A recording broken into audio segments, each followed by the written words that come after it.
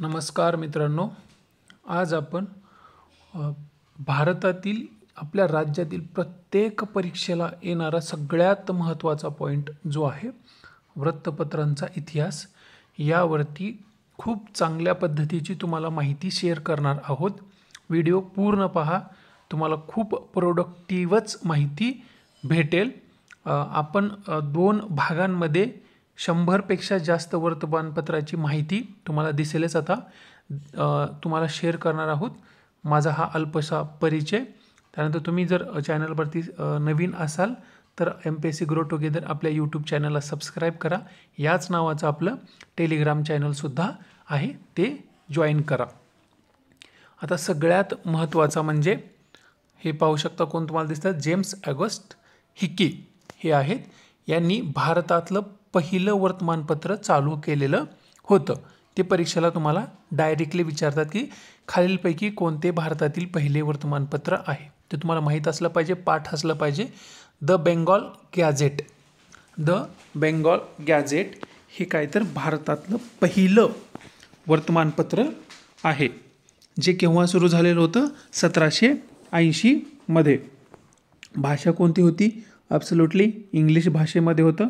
संपादक James August Hicky, जे तुम्हाला इथं दिसतात। या वर्तमानपत्राचं पहिलं पत्र केव्हा तर 19 जानेवारी 1780 मध्ये झालेलं होतं। आता बघा ह्याचं कसं पहिलं पेज कसं असायचं, हिकीज बेंगॉल गॅझेट। हिकीज म्हणजे हिकीचं बेंगॉल गॅझेट। त्याचं ओरिजिनल नाव काय होतं अगोदर तर Calcutta general advertiser. Calcutta general advertiser त्याचं ओरिजिनल नाव होतं, बरोबर, इथं तुम्हाला दिसेल। त्यानंतर पुढचं बघा, सेम नावाचं फक्त इथं द आहे, इथं द नाही, बेंगॉल गॅझेट हे 1816 मध्ये इंग्लिशमध्येच गंगाधर भट्टाचार्य यांनी चालू केलं होतं। सेम नावाचं आहे म्हणून तुम्हाला पॅरलल इथं लक्षात ठेवायला हवं। द बेंगॉल गॅझेट भारतातील पहिलं 1780 जेम्स ऑगस्ट हिकी, आणि Bengal gadget 1816 Gangadhar Bhattacharya.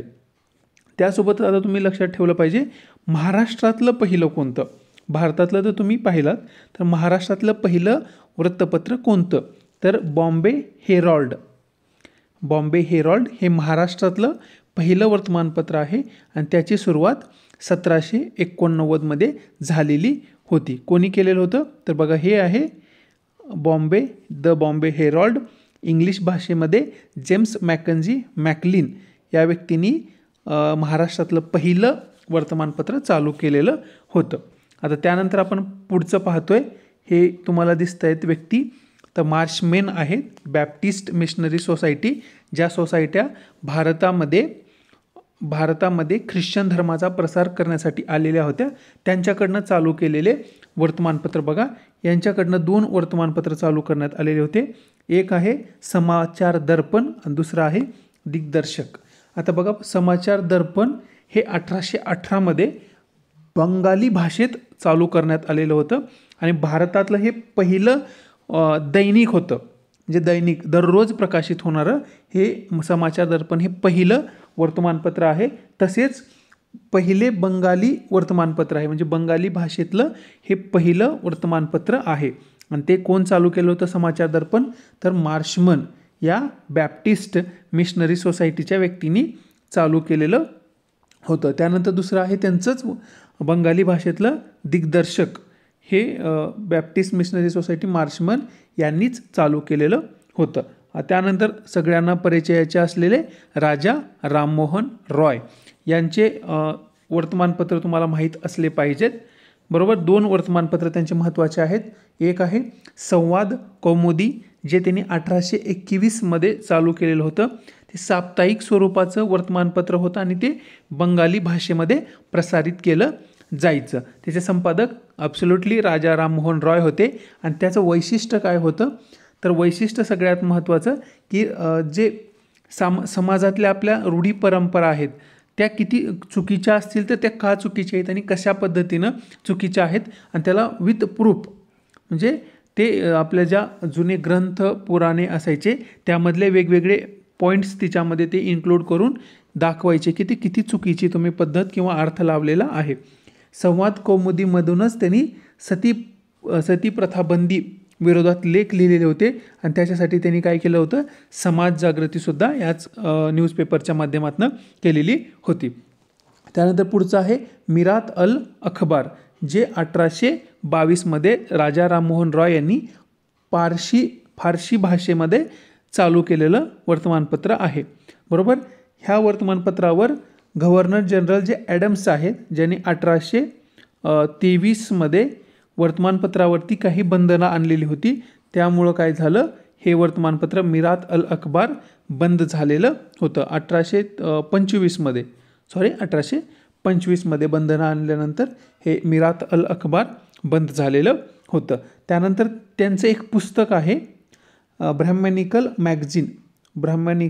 Magazine, हे राजा राममोहन रॉय यांचं पुस्तक आहे, ते सुद्धा तुम्हाला माहीत असलं पाहिजे. म्हणजे त्यांचे 2 न्यूजपेपर आणि एक बुक तुम्हाला महत्त्वाचं आहे. त्याच्यानंतर पुढचं आहे समाचार दर्पण, जे 1818मध्ये, हे बघा तुम्हाला दिसतील, विल्यम कॅरी समाचार दर्पण हे इंग्लिश भाषेमध्ये 1818 साली विल्यम कॅरी यांनी सेरामपूरचे जे मिशनरी होतं त्यांच्या माध्यमातून चालू केलेलं होतं. आणि त्यांचं ते सेरामपूरची जे मिशनरी सोसायटी होती त्याचं समाचार दर्पण हे काय होतं, तर मुखपत्र हे समाचार दर्पण होतं, जे 1818पासून चालू झालेलं आहे. त्याच्यानंतर उदंत मार्तंड हे एक वर्तमानपत्र आहे, खूप महत्त्वाचं. याच्यामुळेच तुम्हाला प्रश्न 2-3 तरी या उदंत मार्तंड या वर्तमानपत्रामुळं तयार होतील. बघा, पहिलं एक आहे उदंत मार्तंड, हे 30 मे 1826मध्ये सुरू केलेलं होतं. बरोबर. आणि ते हिंदी भाषेतलं साप्ताहिक होतं आणि हिंदी भाषेमध्ये सुरू झालेलं हे पहिलं वर्तमानपत्र आहे, जे की पंडित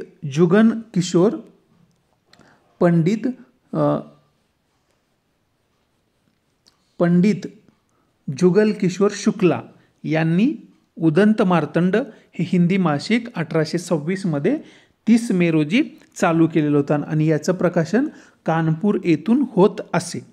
म्हणूनच 30 मे हा दिवस हिंदी पत्रकारिता म्हणून साजरा केला जातो. तुम्ही कमेंटमध्ये मला मेन्शन करून सांगा की मराठी पत्रकारिता दिवस केव्हा साजरा केला जातो. ते पुढे लेक्चरमध्ये येणारच आहे, परंतु तुम्ही मला आताच कमेंटमध्ये सांगा. त्यानंतर पुढचं आहे बंगदत्त हे 1830मध्ये बंगाली भाषेत द्वारकानाथ टागोर आणि प्रसन्न टागोर या 2 व्यक्तींनी मिळून कलकत्ता येथं बंगदत्त हे वर्तमानपत्र सुरू केलेलं होतं. त्यानंतर पुढचं आहे जामे जमशेद, हे फारसी भाषेमध्ये PM मोतीवाला यांनी जामे जमशेद हे वर्तमानपत्र चालू केलेलं होतं. त्यानंतर पुढचं आहे हिंदू पॅट्रियट,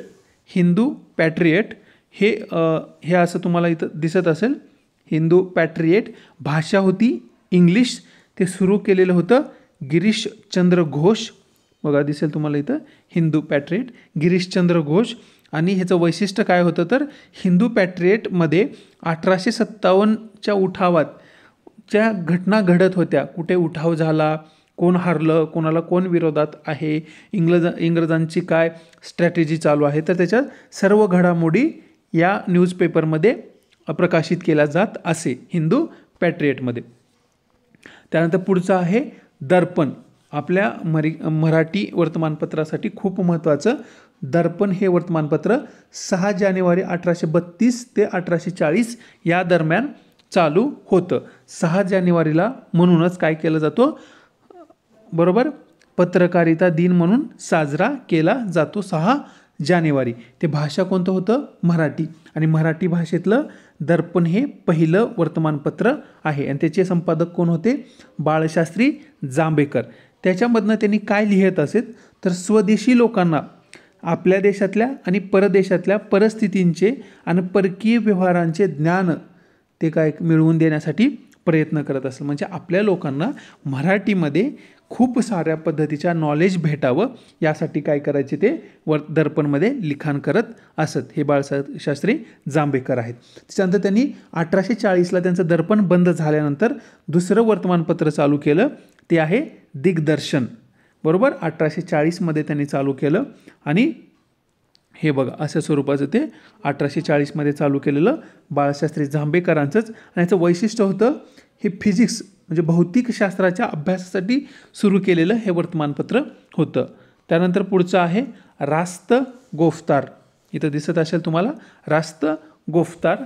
हे गुजराती भाषेमध्ये 1851मध्ये दादाभाई नौरोजी यांनी सुरुवात केलेलं वर्तमानपत्र आहे आणि ते रहनुमाय मजदायज सभेचं काय होतं, मुखपत्र होतं. हे लक्षात 3 पॉईंट याचे लक्षात ठेवा. त्याच्यानंतर पुढचं आहे गुजरात समाचार. गुजरात समाचार हे सुद्धा गुजराती भाषेमधलं आहे आणि फर्दुंजी मर्झवान यांनी ते सुरुवात केलेलं होतं. त्याच्यानंतर आहे पुढचं 1852मध्ये सुरू झालेलं सत्यप्रकाश, जे गुजराती भाषेमध्येच होतं आणि त्याचे संपादक होते करसनदास मुलजी. हे त्याचे काय होते, संपादक होते. त्याच्यानंतर पुढचं आहे सोमप्रकाश, जे 1859मध्ये बंगाली भाषेमध्ये तर ईश्वरचंद विद्यासागर आणि द्वारकानाथ विद्याभूषण यांनी ते सुरू केलेलं होतं. आणि ह्या जो सोमप्रकाश आहे ते व्हर्नॅक्युलर प्रेस ॲक्ट 1878चा जे लिटन यांनी आणलेला होता, जे देशी भाषेतल्या वर्तमानपत्राच्या विरोधातला कायदा, ह्याच्यातल्या जाचक अटीमुळं हे काय सोमप्रकाश हे वर्तमानपत्र बंद पडलेलं होतं. बरोबर. त्यानंतर पुढचं आहे संवाद प्रभाकर, जे 1856मध्ये बंगाली भाषेतच ईश्वरचंद्र विद्यासागर यांनी चालू केलेलं आहे. आणि या वर्तमानपत्राच्या माध्यमातून त्यांनी विधवा विवाह पुनर्विवाह कायद्याला काय केला होता, प्रसार केला होता, जो कायदा 1856मध्ये ब्रिटिशांनी केलेला होता. आणि ईश्वर विद्यासागर यांच्या पुढाकारानेच हा कायदा केलेला होता. आणि या कायद्याला काय तर लोकजागृती करण्यासाठी ईश्वरचंद विद्यासागर संवाद वर्तमानपत्रामध्ये लिखाण करत असत.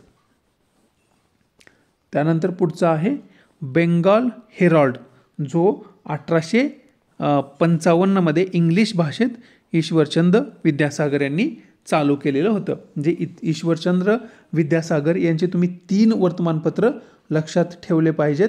पहिलं आहे सोमप्रकाश, जे त्यांनी 1859मध्ये चालू केलेलं होतं. त्याच्यानंतर संवाद प्रभाकर, जे 1856मध्ये. आणि तिसरं आहे बेंगॉल हेराल्ड, जे 1855मध्ये. तुम्हाला म्हणजे क्रमाने लावा त्यांनी म्हणले ते पण येऊ शकतं. बेंगॉल हेराल्ड, त्याच्यानंतर संवाद प्रभाकर, त्यानंतर सोमप्रकाश, हे 3 त्यांचे वर्तमानपत्र आहेत.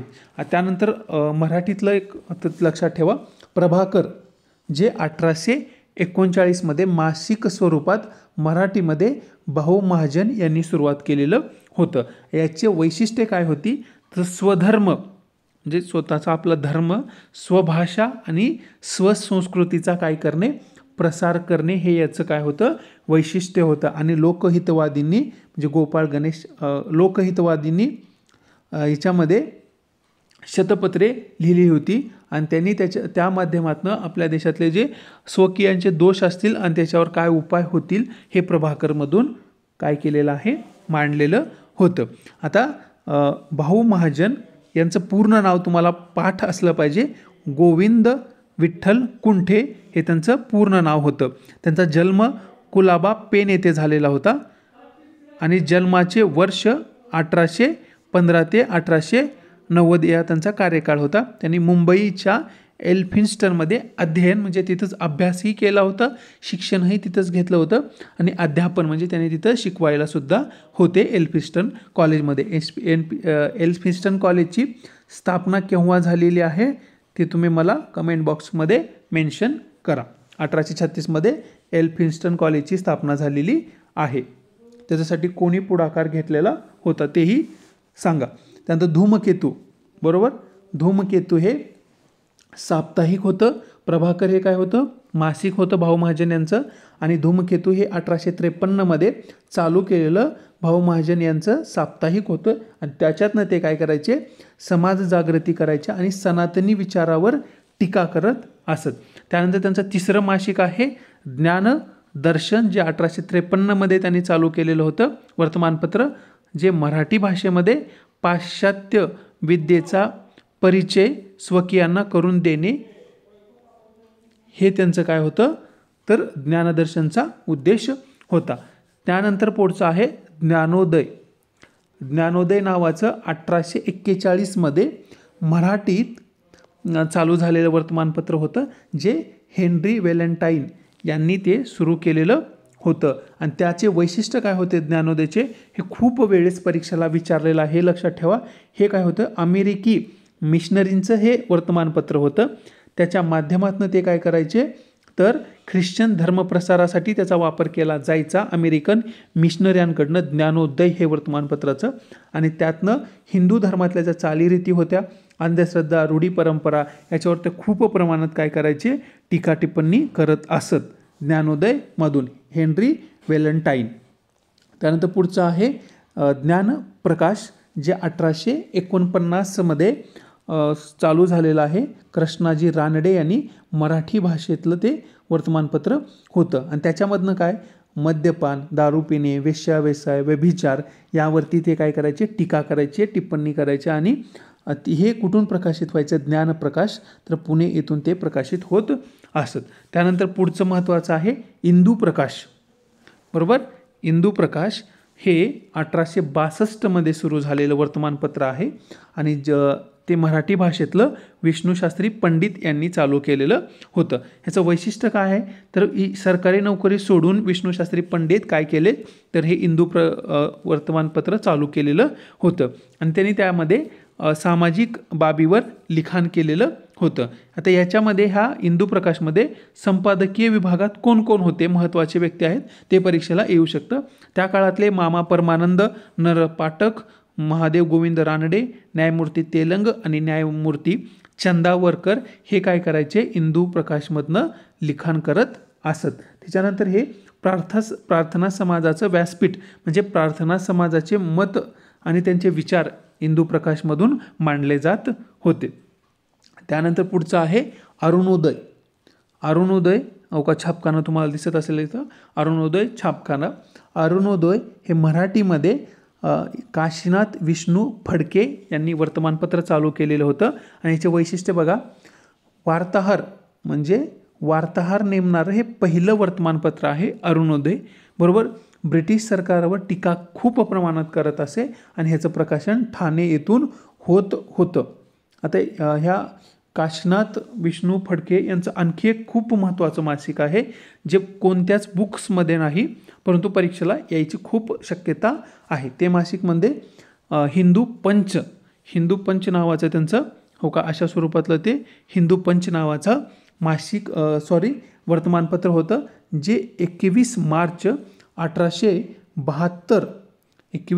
1872 पासून सुरुवात केलेली होती. ते मराठी भाषेमध्ये होतं आणि त्याचे संपादक होते काशीनाथ विष्णू फडके.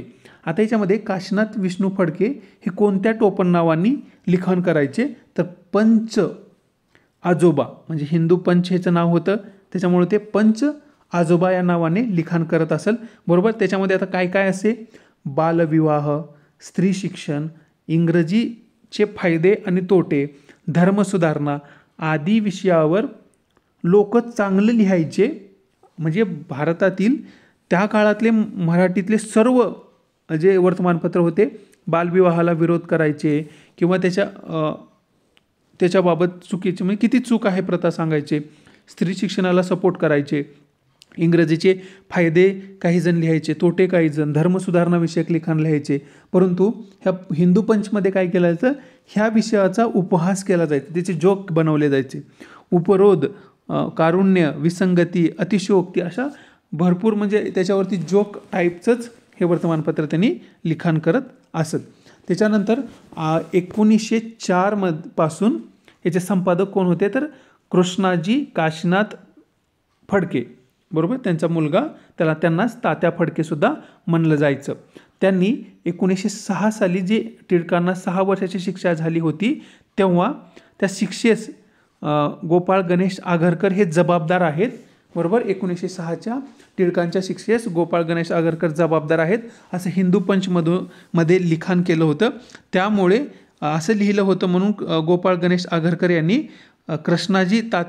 कृष्णाजी काशीनाथ उर्फ तात्यात फडके यांच्यावर मानहानीचा काय केला होता, गुन्हा दाखल केलेला होता आणि ती केस त्यांनी पुन्हा नंतर जिंकलेली होती. त्याच्यानंतर पुढचं आहे नेटिव्ह ओपिनियन. खूप वेळेस परीक्षेला विचारलं जातं हे नेटिव्ह ओपिनियन. भाषा आहे मराठी प्लस इंग्लिश आणि ज्याचं संपादक होते विश्वनाथ नारायण मंडलिक. त्याचं वैशिष्ट्य होतं काय तर हरिभाऊ सोनवणे आणि नारायण परांजपे हे दोघं काय करायचे, नेटिव्ह ओपिनियनमध्ये लेखन करत असेल. ह्या नेटिव्ह ओपिनियनचं आणखी एक वैशिष्ट्य म्हणजे काय, मुंबई हायकोर्टामधले जे निकाल असतील ते नेटिव्ह ओपिनियनमध्ये प्रकाशित केले जायचे मराठी आणि इंग्लिशमध्ये. रखुमाई खटल्याच्या सनातनी विचारांना ह्याने काय केलेलं होतं, ह्या नेटिव्ह ओपिनियनने पाठिंबा दिलेला होता. त्यानंतर आता पुढचं वर्तमानपत्र आहे दीनबंधू, जे 1 जानेवारी 1877मध्ये सुरू झालेलं होतं. कृष्णराव भालेराव यांनी चालू केलेलं वर्तमानपत्र होतं. ते सत्यशोधक चळवळीचं मुखपत्रसुद्धा म्हणलं जातं. त्यानंतर याचं वैशिष्ट्य म्हणजे प्राथमिक शिक्षण, शेतकऱ्यांची कर्जबाजारीपणा, सावकारीचे दोष आणि त्या काळातल्या शेतकरी आणि कामगाराशी संबंधित याच्यामध्ये लिखाण केलं जायचं. सुरुवातीला ते 1877 ते 1889 पर्यंत ते कृष्णाजी भालेराव हे सांभाळत होते. 1890 पासून नारायण मेघाजी लोखंडे यांनी त्यांचं वर्तमानपत्र आपल्याकडे घेतलं आणि ते संपादक करायला लागले आणि त्याचं प्रकाशन ते मुंबई येथनं करत होते. हे दिसतील तुम्हाला बघा, नारायण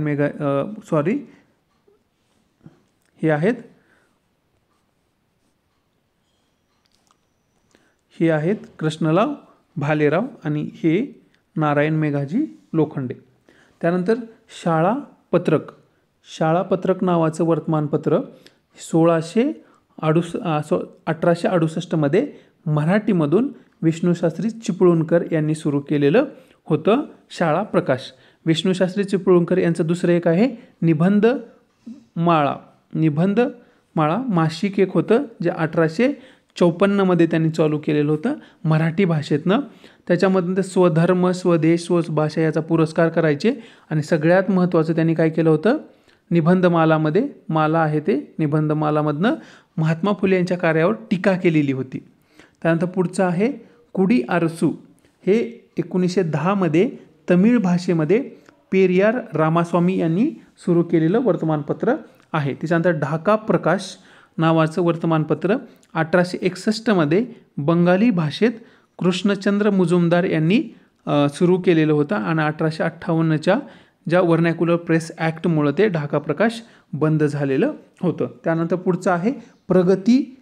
हे वर्तमानपत्र 1929मध्ये त्र्यंबक शंकर सेजवलकर यांनी सुरुवात केलेलं होतं मराठी भाषेत. त्यानंतर पुढचं आहे ईस्ट इंडिया.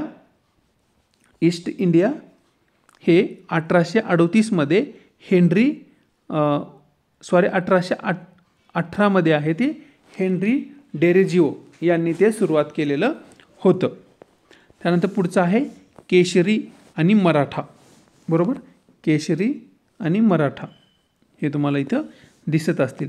केशरीचा पहिला अंक 4 जानेवारी 1881मध्ये प्रकाशित करण्यात आलेला होता. केशरी हे मराठी भाषेतलं वर्तमानपत्र होतं आणि त्याच्या सुरुवातीला संपादक गोपाळ गणेश आगरकर होते आणि 1887पासनं लोकमान्य टिळक त्याचे संपादक झाले आणि त्याच वेळेस 2 दिवसांनी म्हणजेच 2 जानेवारीला मराठा हे वर्तमानपत्र इंग्लिश भाषेमध्ये सुरू करण्यात आलेलं होतं आणि ते संपादक होते लोकमान्य टिळक. ह्या 2 गोष्टी लक्षात ठेवा. याच्यामध्ये जर मराठा नाव असलं तरी ते मराठीत नव्हतं, तर ते इंग्लिश भाषेमध्ये होतं आणि इंग्लिशचे जे संपादक होते ते लोकमान्य टिळक होते. केशरी हे मराठीमध्ये होतं आणि त्याचे संपादक लोकमान्य गोपाळ गणेश आगरकर अगोदर होते आणि 1887पासनं लोकमान्य टिळक त्याच्यामध्ये आले. लोकमान्य टिळकामध्ये आणि बाळ गंगाधर टिळक यांच्यामध्ये आधी सामाजिक सुधारणा की राजकीय सुधारणा याच्यामुळे वाद झाल्यामुळे 1887ला त्यांनी काय केलं, गोपाळ गणेश आगरकरांनी राजीनामा दिला केसरीच्या संपादक पदाचा आणि त्यांनी पुढच्या वर्षी सुधारक हे आपलं स्वतःचं मासिक चालू केलं, वर्तमानपत्र चालू केलं. सुधारक 1888मध्ये ते मराठी आणि इंग्लिश ह्या दोन्ही भाषेमध्ये प्रकाशित केलं जायचं. त्याच्यात मराठीचा जो भाग असे त्याचे संपादक व कोण सुधारकमधले मराठी भाषेचे संपादक हे गोपाळ गणेश आगरकर करायचे आणि इंग्लिशचं गोखले, इंग्लिशचं संपादकपद गोखले यांच्याकडे होतं. त्याच्यामध्ये त्यांनी व्यक्ती स्वातंत्र्य आणि बुद्धी प्रामाण्यवाद या गोष्टीवर खूप भर दिलेला होता. गोपाळ गणेश आगरकरांबद्दल काही सनावळ्या तुम्हाला पाठच असल्या पाहिजेत. लोकमान्य टिळक, विष्णूशास्त्री चिपळूणकर आणि गोपाळ गणेश आगरकर यांनी मिळून पुण्यामध्ये 1880 साली न्यू इंग्लिश स्कूलची स्थापना केलेली होती. त्यानंतर 1881मध्ये ते 4 जानेवारीला जे प्रकाशित झालेलं होतं ते केसरीचे ते संपादक होते पहिले. त्यानंतर 1887मध्ये त्यांनी केसरीमध्ये लिहिलेल्या निवडक निबंध असं त्यांनी प्रकाशित केलेलं होतं. 1888ला सुधारक वृत्तपत्राची स्थापना केलेली होती. त्यानंतर 1892मध्ये ते फर्ग्युसन कॉलेजचे प्राचार्य म्हणून नेमण्यात आलेले होते. त्याच्यानंतर 1895मध्ये त्यांनी जे सुधारकमध्ये त्यांचे निबंध होते त्याचं एकत्रित करून पुस्तक छापलेलं होतं. त्यानंतर पुढचं आहे ज्ञानसिंधू, जे 1842मध्ये मराठी भाषेत विश्वनाथ छत्रे यांनी चालू केलेलं होतं. आणि त्याचं वैशिष्ट्य काय होतं बघा, मराठी माणूस असून सुद्धा ख्रिश्चन धर्माचा प्रसारासाठी ते ज्ञानसिंधू काम करत असे. त्यांचंच दुसरं विश्वनाथ छत्रे यांचं बॉम्बे हेरॉल्ड हे वर्तमानपत्र होतं, जे मराठी भाषेत हे सुद्धा ते काय करायचं, ख्रिश्चन धर्माचा प्रसार करत असत. तुम्हाला हे पहिल्या भागामधले वर्तमानपत्र कसे वाटले हे कमेंट बॉक्समध्ये मेन्शन करा. चॅनलला सबस्क्राईब केलं नसेल तर सबस्क्राईब करा आणि तुम्ही पहिलेच वेळेस पाहत असाल तर आपल्या चॅनलला लाईक करा आणि त्याच्यानंतर बेल आयकन क्लिक करा आणि तुम्हाला व्हिडिओ आवडला तर तुमच्या मित्रपरिवारांना शेअर करा. थँक्यू.